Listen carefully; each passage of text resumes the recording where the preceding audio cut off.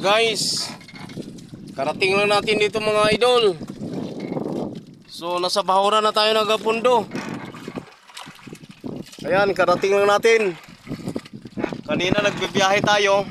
Ayan, kung mapapansin ninyo na gaberde-berde yung tubig oh.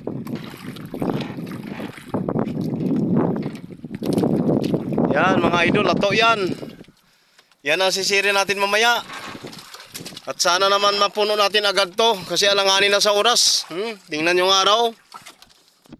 Mababa na sa kabundukan ang araw mga guys.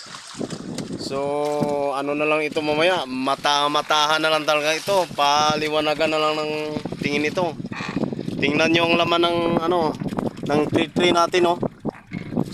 Yan, mga damit pa natin. Mga damit pa mga guys, mga idol. Yan ang paligid, banayad, masyadong matirik ang ng araw. Napakasilaw mga guys. So, ngayong araw lang yata na walang aksyon na mag-aulan sa lugar na ito, lugar ko. So, tuloy tayo kahit alanganin na sa oras mga guys, mga idol. So, antabayanan na lang iba nating pagbibideo. At sana nagustuhan ninyo itong ating pagbibideo kahit maingay yung ating palo. Nagaigot-igot yung palo natin. Kasi nakatali sa alambre mga guys kaya maingay. Bawat galaw ng bangka, nag-iingay siya. Kaya hanggang dito na lang mga guys. Thank you so much.